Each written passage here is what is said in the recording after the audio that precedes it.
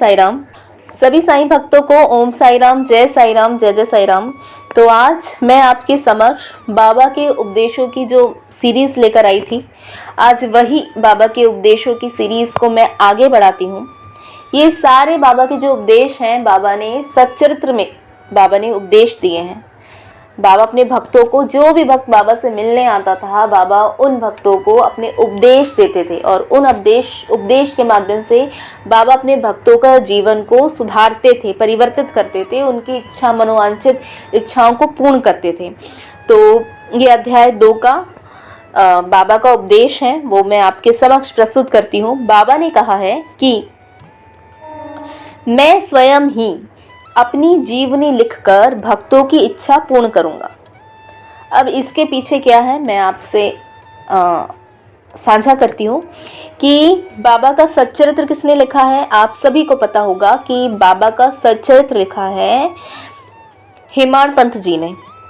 अब जब हेमाड़ पंत जी बाबा का सच्चरित्र लिखना चाहते थे, बाबा की जीवनी लिखना चाहते थे, तो वो बाबा से, अब बाबा की जीवनी लिखने से पहले बाबा की आज्ञा तो लेनी होगी। तो वो क्या करे, वो बाबा की आज्ञा लेने के लिए बाबा के पास गए। अब उनकी हिम्मत नहीं हो रही थी कि वो बाबा से आज्ञा किस प्रकार लें।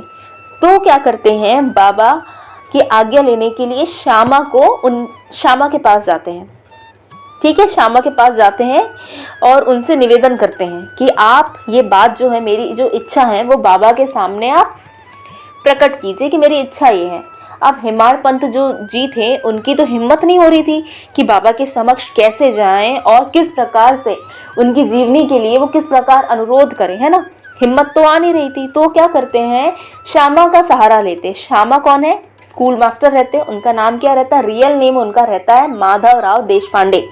बाबा उन्हें श्यामा नाम से बुलाते थे। ठीक है, तो क्या होता है कि दोनों जन जाते हैं। कौन, हेमाड़ पंत जी और श्यामा, दोनों जाते हैं साथ में, बाबा के सामने जाते हैं। अब श्यामा बाबा से कहे, ये अन्ना साहेब आपकी जीवनी लिखना चाहते हैं।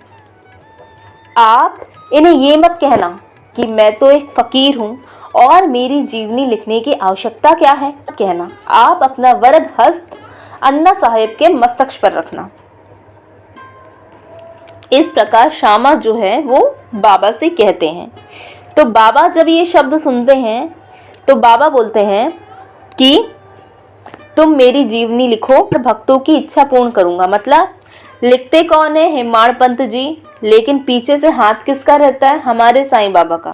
हेमाड़ पंत जी क्या करते हैं, बाबा की जीवनी जो रहती है, जो द्वारिका माई में जब बाबा से भक्तगण जब मिलने आया करते थे, उन भक्तों के जितने भी अनुभव रहते थे, वो अनुभव को वो लिख लेते थे। वो बाबा की जो जीवनी है, जो जो उनके अनुभव प्राप्त हुए, उन अनुभव को लिखते थे और उन अनुभव को लिखते ही सच्चरित्र का निर्माण किया गया। बाबा ने, ये हेमाड़ पंत ने स्वयं नहीं लिखा है। बाबा तो कह रहे हैं ना, मैं स्वयं ही अपनी जीवनी लिखकर भक्तों की इच्छा पूर्ण करूंगा। तो ये बाबा ने ही हेमाड़ पंत से अपनी जीवनी को लिखाया है।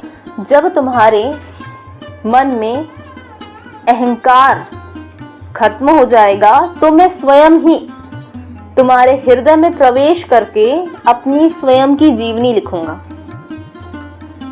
बाबा हेमाड़ पंत जी से ये शब्द कहते हैं कि जब तुम्हारा अहंकार, जब खोजने पर भी लेश मात्र भी नहीं बचेगा, तब मैं तुम्हारे हृदय में प्रकट होकर स्वयं ही अपनी जीवनी लिखूंगा और अपनी स्वयं की जीवनी लिखकर भक्तों की इच्छाएं पूर्ण करूंगा।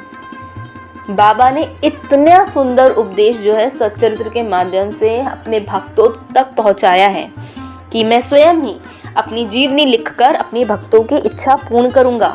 तो ये हेमाड़ पंत जी जो हैं वो लिखे ज़रूर हैं अपनी जीवनी, लेकिन इसके पीछे जो है वो बाबा ने ही स्वयं की जीवनी हेमाड़ पंत जी के द्वारा लिखवाई है। और जो भी बाबा की सच्चरित्र का पारायण करता है, जो बाबा की जीवनी को पढ़ता है, वो हैं उन भक्तों की इच्छा को पूर्ण करते हैं। जो भी इच्छाएं हैं उनकी, बाबा उन इच्छाओं को पूर्ण करते हैं। तो इस प्रकार बाबा का उपदेश जो था, इतना प्यारा उपदेश, बाबा का अगला उपदेश अगले वीडियो में आपके संग साझा करूंगी। अभी के लिए ओम साई राम, जय साई राम।